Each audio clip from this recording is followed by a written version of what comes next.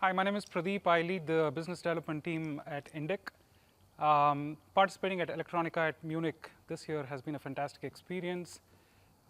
We've had some very interesting conversations with customers from within Europe who are potentially looking at sourcing from India, not only from a cost perspective, but also are looking at technology partners that can work with them and take their solutions to the market and help them solve some business problems. Over the 4 days that we've been here, we've met more than 35, 40 customers.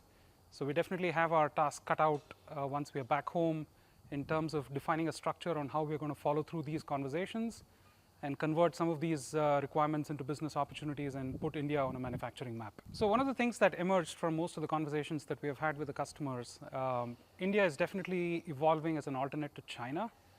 Especially on some of the niche segments where the volumes are not high, complexity is high.